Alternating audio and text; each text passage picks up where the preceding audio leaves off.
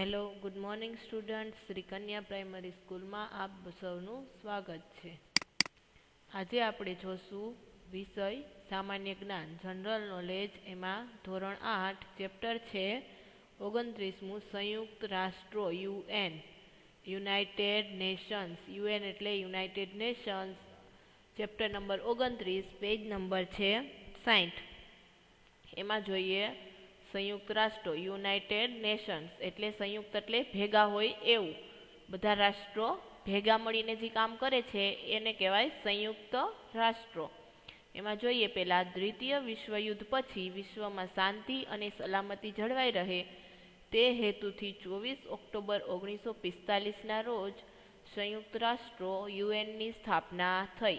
દ્વિતીય વિશ્વયુદ્ધ થયું દેશોમાં, ત્યાર પછી વિશ્વમાં એટલે કે આખી પૃથ્વી ઉપર આખા બધા દેશો છે એમાં શાંતિ અને સલામતી જળવાઈ રહે તે હેતુથી 24 ઓક્ટોબર 1945ના રોજ સંયુક્ત રાષ્ટ્રોની સ્થાપના કરવામાં આવી. વિશ્વમાં દર વર્ષે 24 ઓક્ટોબર યુએન ડે એટલે કે સંયુક્ત રાષ્ટ્રો દિવસ તરીકે ઉજવાય છે. દર વર્ષે 24 ઓક્ટોબરના રોજ કયો દિવસ ઉજવાય છે? UN ડે એટલે કે યુનાઇટેડ રાષ્ટ્રો દિવસ. સંયુક્ત રાષ્ટ્રોનું વડું મથક એટલે કે મુખ્ય મથક ક્યાં છે? એટલે મેઇન જેની ઓફિસ હોય એ હેડ ઓફિસ ક્યાં આવેલી છે? ન્યુયોર્કમાં. અને ન્યુયોર્ક આવેલું છે અમેરિકા દેશમાં. સંયુક્ત રાષ્ટ્રોની સ્થાપના થઈ ત્યારે માત્ર 50 રાષ્ટ્રો તેમના સભ્ય હતા. રાષ્ટ્રો એટલે દેશ. આપણું ભારત એક શું કહેવાય? રાષ્ટ્ર. રાજ્ય કે ગુજરાત છે એ રાજ્ય કહેવાય અને ભારત છે એ રાષ્ટ્ર કહેવાય. 50 રાષ્ટ્રો તેના સભ્ય હતા એટલે કે 50 દેશો તેના સભ્ય હતા. પરંતુ હાલમાં દુનિયાના તમામ સ્વતંત્ર રાષ્ટ્રો અને નાના રાષ્ટ્રો મળીને 93 જેટલા તેના સભ્ય રાષ્ટ્રો છે. પહેલાં શરૂઆત થઈ, સ્થાપના થઈ ત્યારે 50 રાષ્ટ્ર તેના સભ્ય હતા, પરંતુ અત્યારે કેટલા છે? બધા નાના મોટા મળીને 93 રાષ્ટ્રો તેના સભ્ય 193 રાષ્ટ્ર તેના સભ્ય છે. નીચે આપેલા હેતુઓ સિદ્ધ કરવા સંયુક્ત રાષ્ટ્રો એટલે કે યુએનની સ્થાપના થઈ.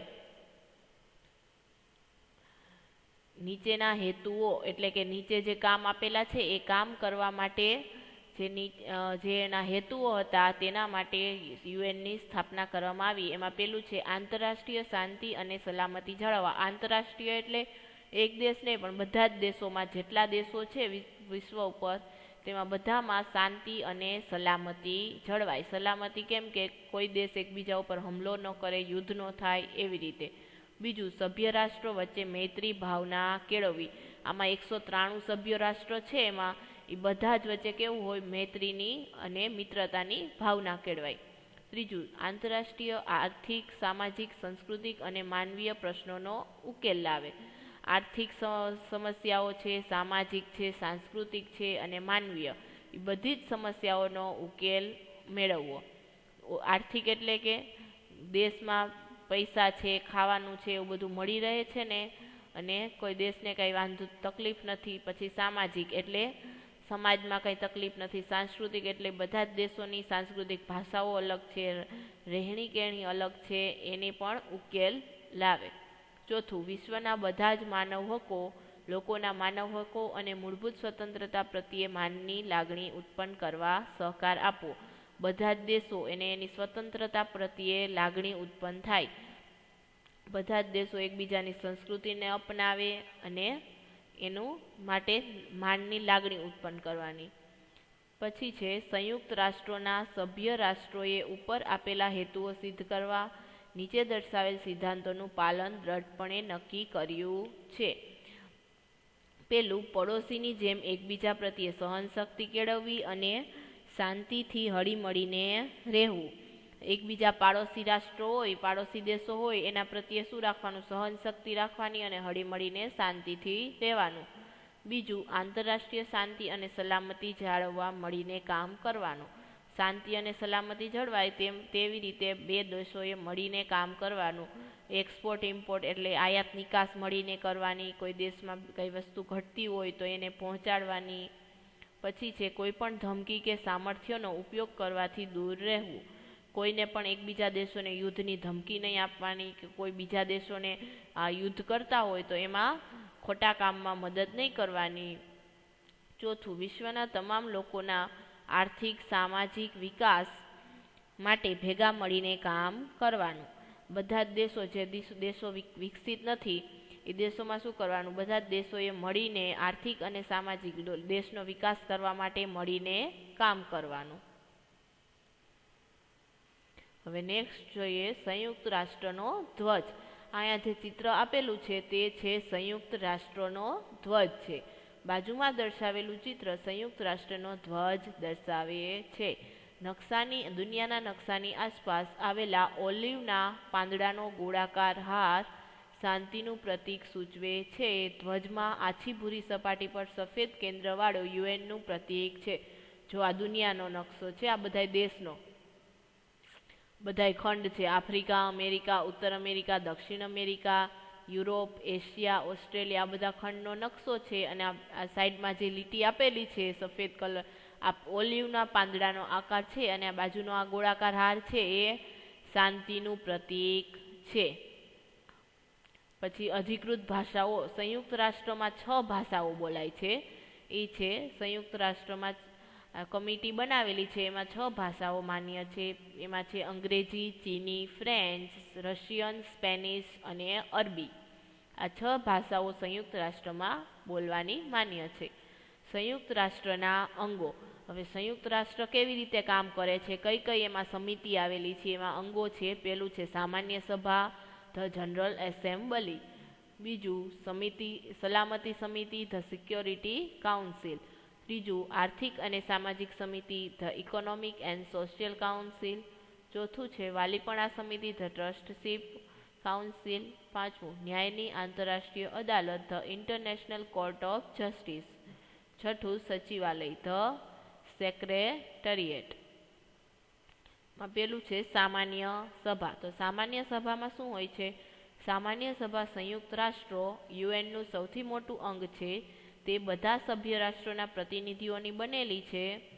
દરેક સભ્ય રાષ્ટ્ર સામાન્ય સભામાં પોતાના વધુમાં વધુ 5 પ્રતિનિધિઓ મોકલી શકે છે અને દરેક સભ્યને એક જ મત આપવાનો અધિકાર છે. હવે કોઈ પણ કંપની હોય કે કોઈ પણ આ કમિટી બનાવેલી હોય, એમાં શું હોય, પહેલા સામાન્ય સભા.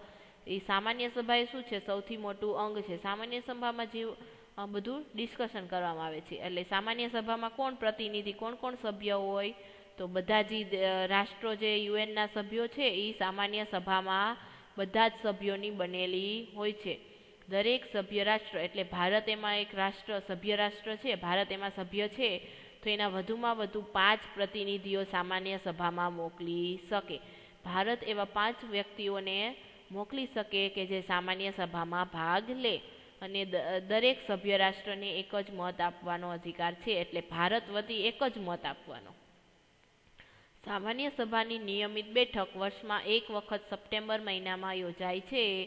એક વખત વર્ષમાં સપ્ટેમ્બર મહિનામાં નિયમિત એક વખત બેઠક યોજાય છે. સામાન્ય સભા દર વર્ષે પોતાના પ્રમુખ અને ઉપપ્રમુખની ચૂંટણી કરે છે. દર વર્ષે જ્યારે સભા યોજાય ત્યારે પ્રમુખ અને ઉપપ્રમુખની ચૂંટણી કરવામાં આવે છે.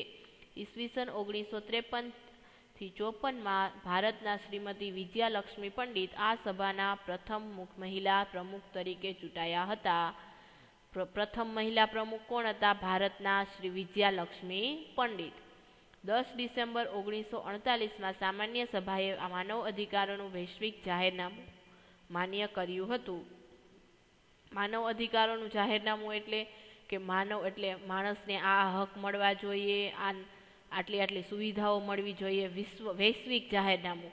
વૈશ્વિક એટલે આખા વિશ્વમાં માનવીઓને, એટલે કે માણસને આ હક મળવા જોઈએ એવું જાહેરનામું એ સામાન્ય સભામાં માન્ય થયું હતું.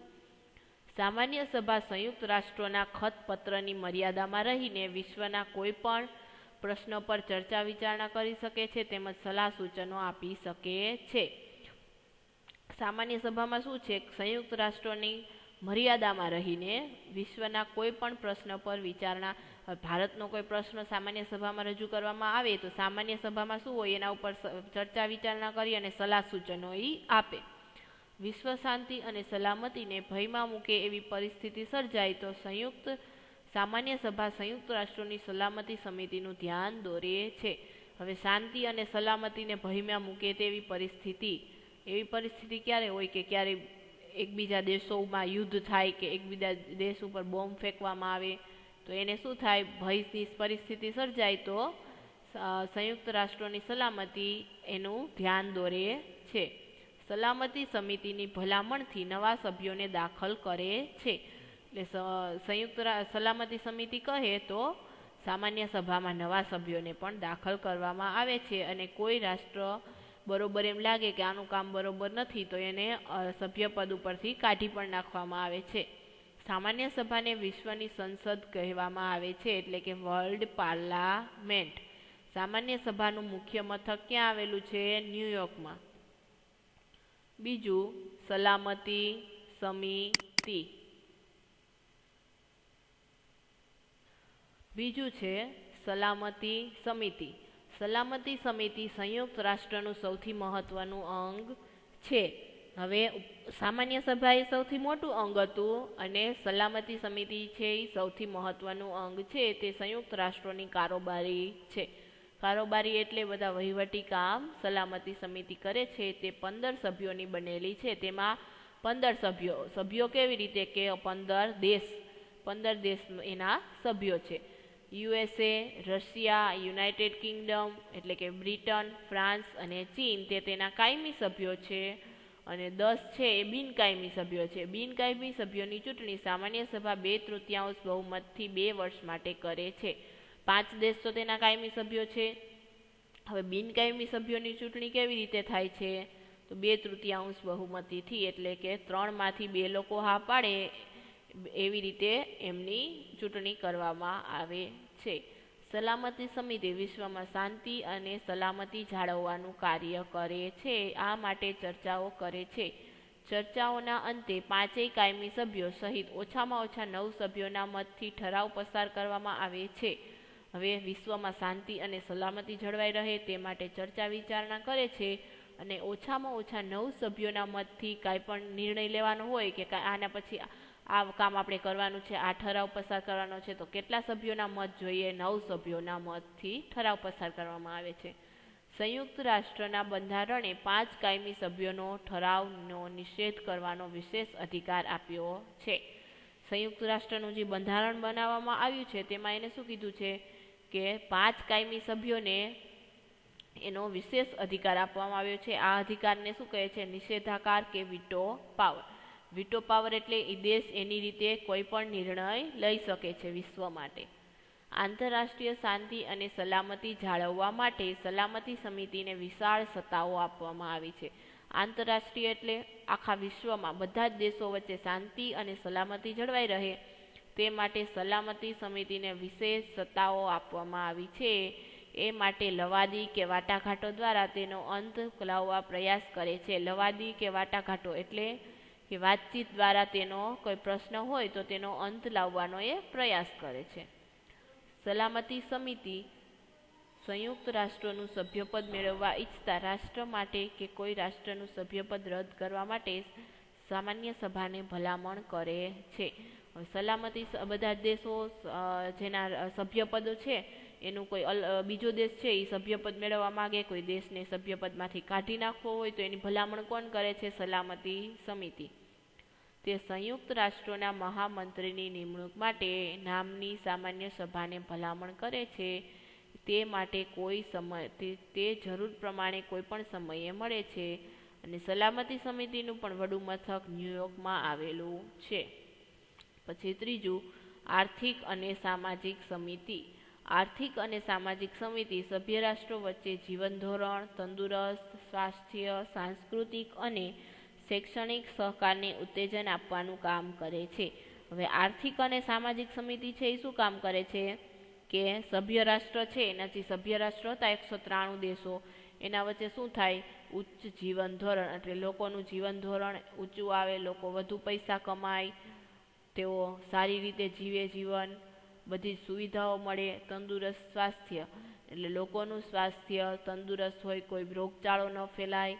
સાંસ્કૃતિક અને શૈક્ષણિક એટલે સાંસ્કૃતિક કાર્યક્રમો, સંસ્કૃતિ હોય લોકોની કે આપણે ગુજરાતમાં ગરબા છે, પછી કોઈ કથક છે, એવા બધા સાંસ્કૃતિક આપણું છે એ ઊંચું આવે, તેમજ એ તેમને સાંસ્કૃતિક કાર્યને ઉત્તેજન મળે, તેમને શૈક્ષણિક સહકાર શિક્ષણ છે એ ઊંચું આવે, વધુ સારી ફેસિલિટી મળે શિક્ષણમાં, નવી નવી ટેકનોલોજી આવે, એના માટે ઉત્તેજન આપવાનું કાર્ય કરે છે. તે 54 સભ્યોની બનેલી છે. આમાં કોણ છે? 54 સભ્યો તેનામાં જોડાયેલા છે. દર વર્ષે 18 સભ્યોની ચૂંટણી સામાન્ય સભા 3 વર્ષ માટે કરે છે. 18 સભ્યોની ચૂંટણી કેટલા વર્ષ માટે કરે છે? 3 વર્ષ માટે જે ચૂંટણી થાય એમાં 18 સભ્યો તેના મેમ્બર રહે છે. દરેક સભ્યને એક મત આપવાનો હોય છે. આ સમિતિ સામાન્ય રીતે વર્ષમાં 2 વાર મળે છે, એટલે વર્ષમાં 2 વાર તેમની મીટિંગ થાય છે. ચોથું, વાલીપણા સમિતિ. વાલીપણા સમિતિ દ્વિતીય વિશ્વયુદ્ધના અંતે કેટલાક પ્રદેશો જે સ્વતંત્ર ન હતા તેઓને મદદ કરવાના હેતુથી રચવામાં આવી હતી.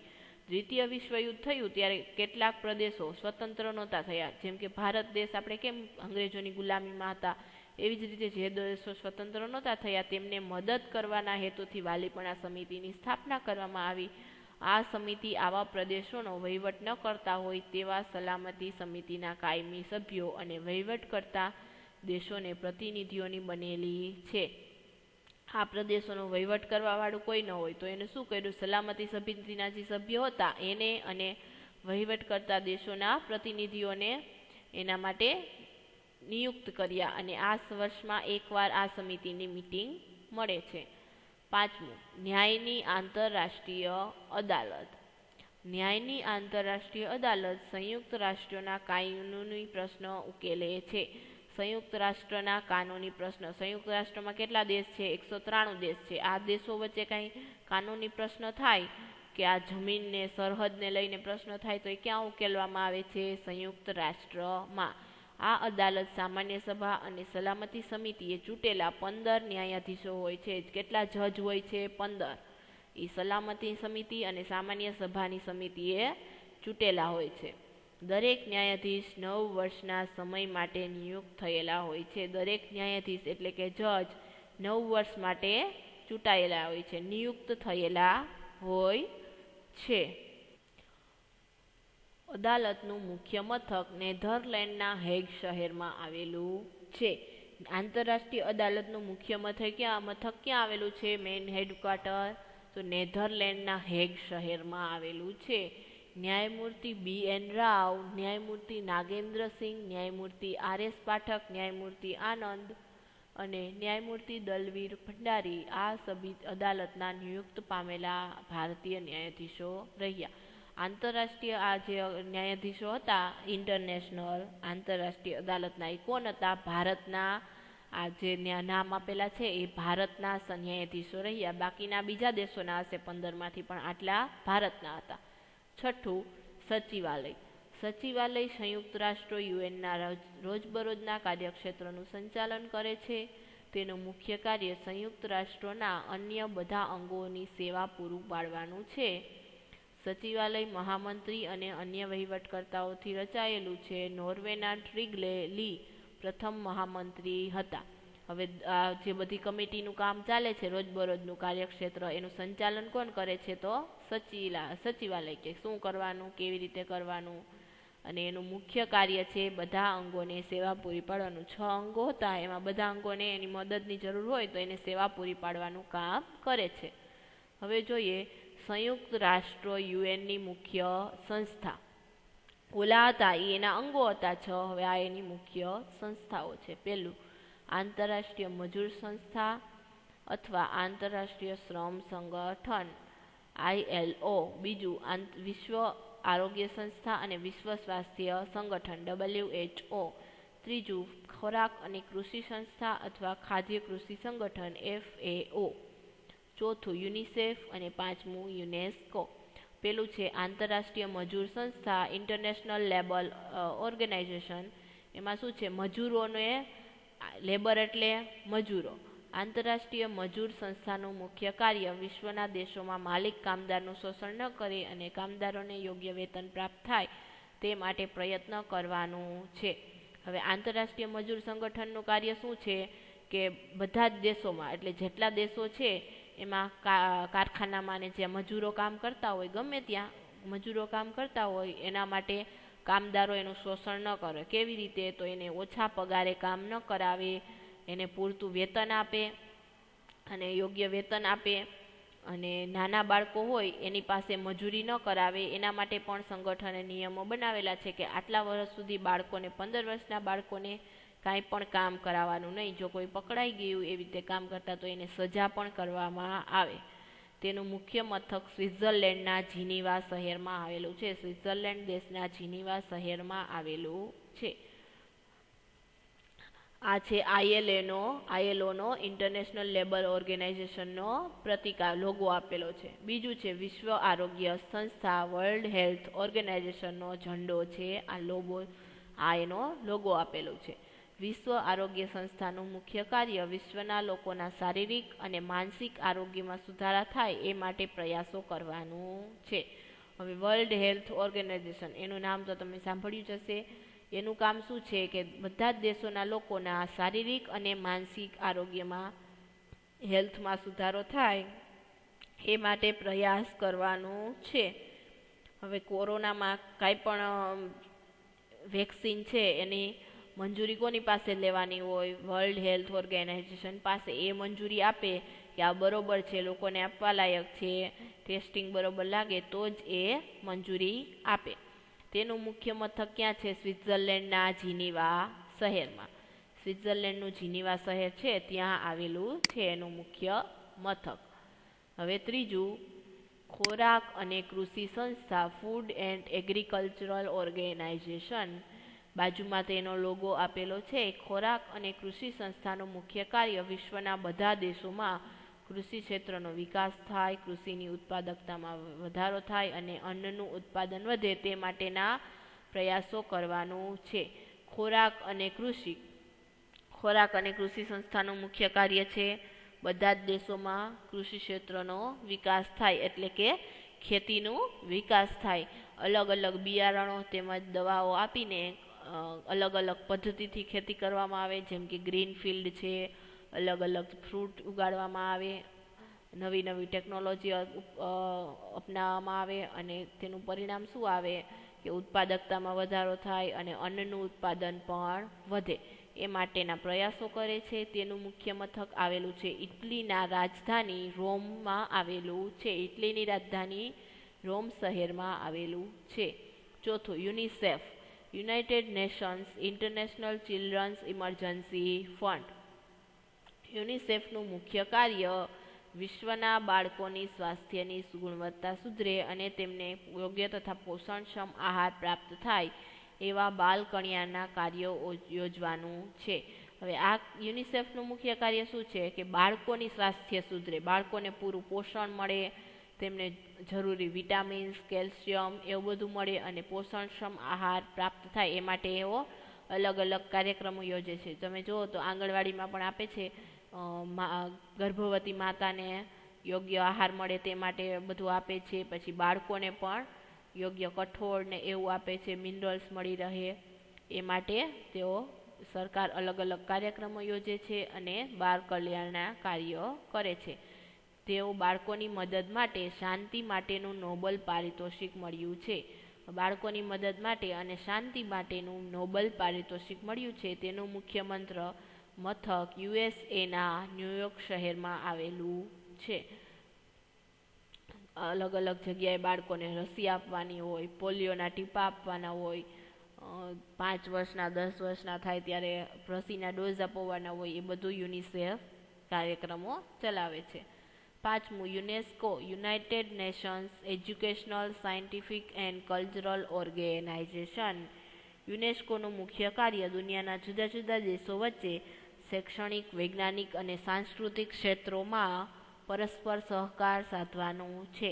યુનેસ્કોનું મુખ્ય કાર્ય શું છે? બધા જ દેશોના, દુનિયાના અલગ અલગ દેશો વચ્ચે શૈક્ષણિક, વૈજ્ઞાનિક અને સાંસ્કૃતિક ક્ષેત્ર છે એમાં પરસ્પર સહકાર સાધવાનું. શિક્ષણની બાબતમાં એક દેશમાંથી બીજા દેશમાં એજ્યુકેશન માટે જઈ શકાય, વૈજ્ઞાનિકોના સંશોધન માટે એમના પરસ્પર સહકાર સાધવાનું કામ કરવાનું છે. તેનું મુખ્ય મથક ફ્રાન્સની રાજધાની પેરિસમાં આવેલું છે. તો આ ચેપ્ટરમાં આપણે જોયું સંયુક્ત રાષ્ટ્રો અને સંયુક્ત રાષ્ટ્રનું મુખ્ય મથક ક્યાં આવેલું છે, તેમના અંગો ક્યાં ક્યાં છે, તેમના 6 અંગો આવેલા છે, પછી તેમની મુખ્ય સંસ્થાઓ વિશે જોયું. આજના લેક્ચરમાં આપણે અહીંયા સુધી રાખીશું. Thank you.